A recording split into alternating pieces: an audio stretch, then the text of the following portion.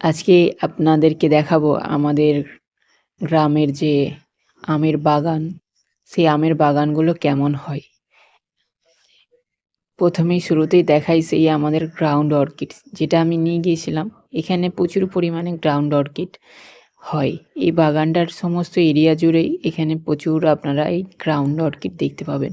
এটা ফুলের সিজন আসছে, গাছগুলো বেরোচ্ছে, ফুলের সিজন এখন। এর যখন ফুল ফুটবে সেগুলো আপনাদের সাথে অবশ্যই শেয়ার করব। আর এই বাগানে আজকে আমরা এসেছি যে উদ্দেশ্য সেটা হলো আম কুড়ানোর জন্য।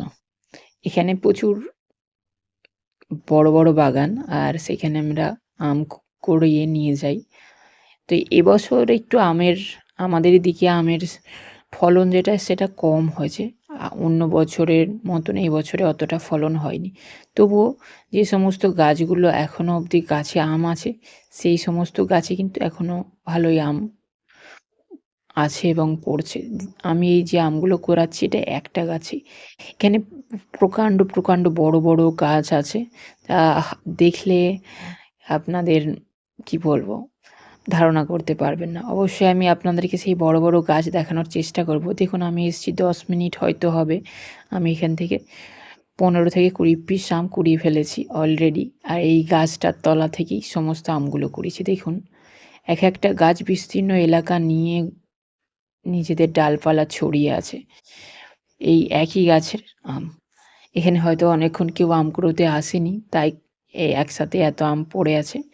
গাছগুলো বড় যেহেতু এখানে প্রচুর মানে আপনার মিনিটে, মিনিটে আম পড়ে।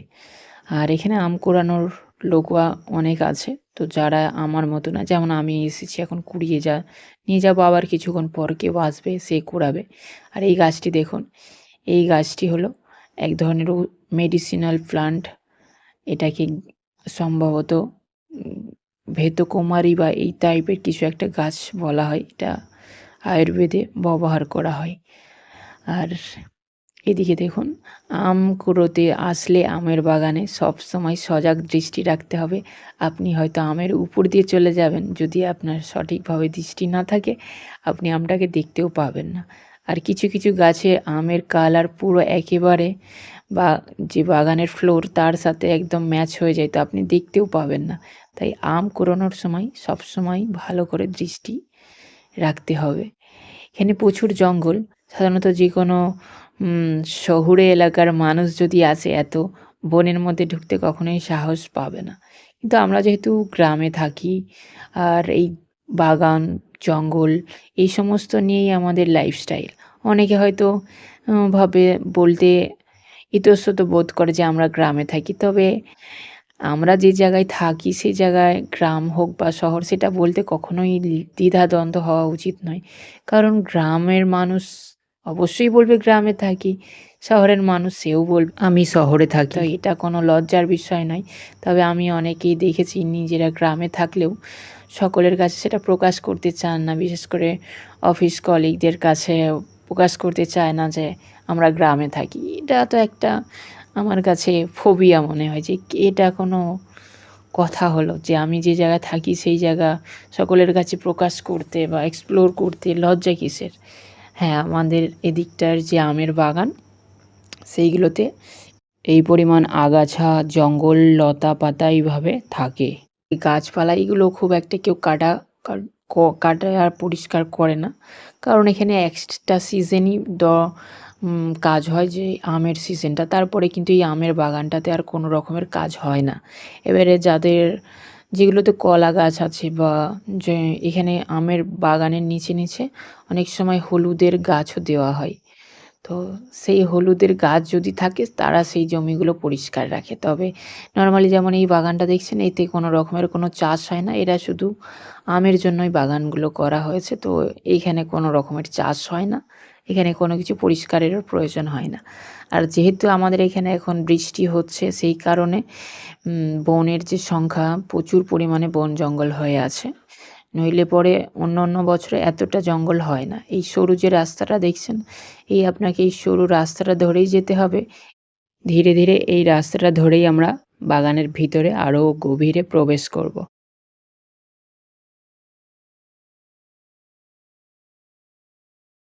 এই যে গাছটি দেখছেন এটা হলো শ্যাওড়া। শ্যাওড়া গাছে পেত্নী থাকে এরকম প্রবাদ তো আমরা অনেকেই শুনেছি। তবে এই গাছটি অ্যাকচুয়ালি আমাদের এখানে ব্যবহার করা হয় যখন মৌমাছির মধু ভাঙা হয়, তখন এই গাছের ধোঁয়া দিয়ে মৌমাছির মধু ভাঙা হয়। এই গাছের ধোঁয়া দিলে পরে মৌমাছি খুব সহজেই তার চাক ছেড়ে চলে যায় এবং যারা মধু সংগ্রহ করার জন্য আসে তারা মধু খুব সহজেই কেটে নিয়ে যায়। দেখুন কি মস্ত বড় গাছ। এই মস্ত বড় গাছে যে এত পরিমাণ আম থাকে, তবে এই গাছটাতে এখন আর আম নেই। কারণ এখন যেহেতু আমের সিজন শেষ, তাই আম কিছু পেড়ে নেওয়া হয়েছে আর অল্প কিছু আমই আছে। ছোটোবেলা থেকেই আমরা আমাদের দাদু দিদাদের থেকে একটা গল্প শুনে আসি, সেটা হলো অম্বুবাচীর পরেই সকল বাগান নাকি তেনাদের দখলে চলে যায়। আসলে তেনারা বলতে এখানে ভূত পেত্নীদের কথা বলা হয়েছে। ওনারা নাকি অম্বুবাচীর পরে যদি কেউ একা আসে তাদেরকে পথভ্রষ্ট করে এবং সারা বাগান ঘুরিয়ে ঘুরিয়ে ক্লান্ত করে মেরে ফেলে। এই সমস্ত গল্প শুনতে বড়ই আজগুবি লাগলেও যখন এই বড় বড় বাগানে আপনি একা ঢুকবেন, তখন কিন্তু সত্যিই আপনার গা একটু হলেও ছমছম করবে। আর এখানে দেখুন একটা কি মস্ত বড় ফার্ন। এই ফার্নগুলো অর্নামেন্টাল প্লান্ট হিসাবে অনেক নার্সারিতেই বিক্রি হয়। তবে আমাদের এখানে এগুলো জঙ্গল, আমি এগুলো রাখি না। তবে কোনো গাছ যদি খুবই সুন্দর হয় যেটা চোখে ধরার, সেটাকে আমি নিয়ে চলে যাই বাড়িতে। তবে মা রাগ করে, মা বলে এটা জঙ্গল, এটাকেও তুই বাড়িতে নিয়ে চলে এলি। আর যে বললাম যে তার যে গাছটি আম রিসেন্ট পড়েছে তার মুখ দিয়ে কেমন আঠা বেরোয়, দেখুন এই আমটা রিসেন্ট পড়েছে মানে আমে টাটকা আছে। আর দেখুন ব্যাগটা ভারী হয়ে গেছে, তাই আর আমি একে সঙ্গে করে নিয়ে যেতে পারছি না, এক জায়গায় রেখে রেখে আম কুড়োচ্ছি। আর এদিকটায় দেখুন মৌচাকের বক্স লাগানো হয়েছে। এখানে মধুর ফার্মিং করা হয়। মধু ফার্মিং এই কারণেও করা হয়, এগুলো গাছের যে আমের যে মুকুল আসে যখন, তখন পলিনেশনের জন্য খুবই উপকারী একটা জিনিস হলো এই মৌমাছি। এইখানে আবার দেখুন পুরোটাই ফাঁকা। দেখুন সামনে একটা কত সুন্দর গাছ, চলুন আপনাদের কাছ থেকে দেখাই। দেখুন এই গাছটিকে দেখতে কত সুন্দর লাগছে না, একেবারে ইউনিক। এটা অনেকটা ইনডোর প্লান্টের মতন লাগছে, আর এর একটা ফুলও এসেছে। দেখুন কি দারুণ না, এটাকে দেখতে একটি ইউনিক। এটা আপনি হলে কি আপনার বাড়িতে রাখতেন? আমার বাড়িতে নিয়ে গেলে মা বলবে এটা জঙ্গল, তাই আমি এটাকে নিয়ে যাব না। এছাড়াও অনেকে বার্ডনেস ফার্ন পছন্দ করেন, তবে বার্ডনেস ফার্ন নয় কিন্তু সেই সমজাতিরই একটা ফার্ন এই গাছে দেখুন হয়ে আছে। তবে এই ধরনের যদি অর্কিড হয়ে থাকতো তাহলে হয়তো আমি একটা নিয়ে যেতাম। এই গাছগুলোকে আমি নিয়ে যাব না, কারণ এর যে পরিবেশ দরকার সেটা আমাদের বাড়িতে আমরা দিতে পারবো না। তাই প্রকৃতির জিনিস প্রকৃতিতেই থাকুক। আর এইখানে দেখুন আরও একটি গাছ দেখায় আপনাদের, ক্রিপার। এই গাছটির পাতাটা দেখুন কি সুন্দর না, সরু সরু, একেবারে লতানো একটি গাছ।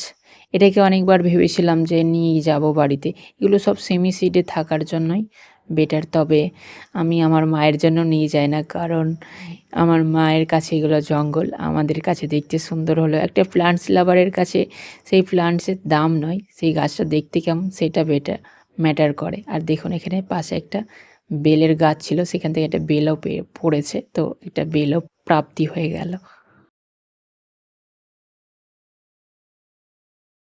আর কবি জীবনানন্দ দাশের কবিতায় বাংলার মুখ আমি দেখিয়াছিতে ভাঁট ফুলের কথা উল্লেখ আছে না, এই হলো সেই ভাঁট ফুলের গাছ। যদিও এর ফুলের সিজন পার হয়ে গেছে, এটা ফাল্গুন মাসের দিকে ফুলটা হয়, অ্যাকচুয়ালি দোলের সময়, দোলযাত্রার সময় এর ফুলটা দেখা যায়। ফুল হয়ে গেছে এখন, তাই ফুলটা দেখাতে পারলাম না। আর এইটা হলো আমার কাছে সবচেয়ে বিরক্তকর একটা জায়গা, এইখানটা হলো পোলট্রির ফার্ম হয়ে গেছে এই দিকটাতেও আর ওই দিকটাতেও। এখানে বেশ 5-6টা পোলট্রির ফার্ম গড়ে উঠেছে। আমি জানি না, আমাদের এখানে এই সমস্ত যে বাগানগুলো দেখালাম আপনাদের, এইগুলোতে কিন্তু ময়ূর থাকে। আর এটা এই ময়ূরগুলো মানে সংরক্ষণের আওতাতেও আছে। তার সত্ত্বেও এইখানে এই লাগোয়া কীভাবে পোলট্রির ফার্ম করার পারমিশন দিয়ে দিল, সেটা জানি না। এটা যে প্রশাসনের তরফ থেকে কীভাবে ওনারা পারমিশন বার করে এখানে এইভাবে পোলট্রির ফার্ম তৈরি করলো, সেটা সত্যি এটা ভাবনার বিষয়। কারণ যেহেতু এটা ময়ূরগুলো সংরক্ষণ করা হয়েছে এখানে এই জায়গাগুলো, রাস্তাতে ঘোরে সেখানে যদি বার্ড ফ্লুর মতো কোনো ভয়ঙ্কর রোগ আসে তো সেক্ষেত্রে তো ময়ূরগুলো খুব তাড়াতাড়ি এফেক্টেড হয়ে যাবে। তো জানি না আমাদের এখানের প্রশাসন আগে খুব কড়া ছিল কারণ এখানে খুব লাউড স্পিকারে পার্টি বা যে কোনো জিনিস করতে দিত না। কিন্তু এখন সেই সমস্ত জিনিস অ্যাক্টিভিটি রমরমিয়ে হয়। আর যে এই বাঁশের বাগানটা দেখছেন এটা প্রচণ্ড বড় একটা বাঁশের বাগান, তাও প্রায় এর দূরত্ব হবে, এর শেষ মাথায় যদি যেতে হয় আপনাকে কমসে কম 800 থেকে 900 মিটার হাঁটতে হবে। আর এই যে দেখছেন এটা একটা খাল, এটাকে কুন্তি খাল বা কুন্তি নদীও অনেকে বলে। এটা একটা শাখা নদী আর এর ওপারেই গড়ে উঠেছে আরও একটা রিসর্ট। এই যে বাউন্ডারিটা দেখতে পাচ্ছেন এটা সেই রিসর্টের বাউন্ডারি, বেদান্তা রিসর্ট। এই রিসর্টটা এখান থেকে আগে দেখা যেত, তবে সামনে এই গাছগুলো হওয়ার কারণে এখন আর দেখা যাচ্ছে না। এই রিসর্টটায় প্রতিদিন কোনো না কোনো বিয়ের সেলিব্রেশন হয়, লাউড ডিজে বাজে আর আতশবাজি রাত্রিরে ফাটায়। তো জানি না আমাদের পুলিশ প্রশাসন এবং বন দপ্তর যে যারা আছেন তারা কীভাবে ঘুমিয়ে আছেন, ওনারা এই সমস্ত অ্যাক্টিভিটির জন্য কোনো স্টেপ কেন নেয় না। আর আমাদের এখানের ময়ূরগুলোর যে ভবিষ্যৎ অদূরে কী হতে চলেছে, সত্যি এইগুলো ভেবে আমার খুবই খারাপ লাগে। তাই যদি ডেভেলপমেন্ট হয়ে আমাদের এই সমস্ত সবুজ, এই সমস্ত ময়ূর গাছগাছালিকে হারাতে হয়, তাহলে আমার মনে হয় ডেভেলপমেন্টের থেকে আমাদের গ্রাম এই অজপড়া গ্রাম হয়েই থাকুক। কারণ সত্যি কথা বলতে এই সবুজ ধ্বংস করে উন্নয়ন আমার একেবারেই পছন্দ নয়। অবশ্যই নানান লোকের মতামত নানান হতে পারে। এই দেখুন এখানে মাধবীলতা, এইগুলো তো আমাদের এখানে বনেই এখন হচ্ছে আর নার্সারিতে আবার বিক্রিও হচ্ছে। আবার এই দিকে দেখুন, আপনাদের বলেছিলাম না যে আমাদের এখানে ক্রাইনাম লিলির যে একটা ভ্যারাইটি লোকাল, বিভিন্ন স্থানীয় ভ্যারাইটি বিভিন্ন জায়গায় হয়ে থাকে। এই দেখুন ক্রাইনাম লিলি এখানে ফুটেছে আর এইখানেও ফুটেছে। দেখুন এখানে একটা ফুটে গেছে আর ওখানে একটা কুঁড়ি। আমি এই জায়গা থেকেই ক্রাইনাম লিলির একটা বাল্ব নিয়ে গেছিলাম, যেটার ভিডিও আমি আপনাদের সাথে শেয়ার করেছিলাম। তার ফুলও ফুটেছে আমার বাগানে। এই চলুন এবারে এই পিচের রাস্তা ধরে আমাদের বাড়ির দিকে রওনা হতে হবে। আর এদিকেও দেখুন কতটা সবুজায়ন ধ্বংস হয়ে গেছে প্লটিং হিসেবে বিক্রি করার জন্য। এগুলো আমার একেবারেই ভালো লাগে না। যাই হোক, সব কিছু মিলিয়ে মিশিয়েই চলছে জীবন। তো আজকে আমাদের এই গ্রামের লাইফস্টাইল আপনাদের কেমন লাগলো অবশ্যই জানাবেন। ভিডিওটি ভালো লাগলে একটি লাইক করবেন আর এই ধরনের আরও ভিডিও পেতে হলে অবশ্যই চ্যানেলটিকে সাবস্ক্রাইব করবেন এবং কোন ধরনের ভিডিও আপনারা চাইছেন সেটাও আপনারা কমেন্টে জানাতে পারেন। ধন্যবাদ।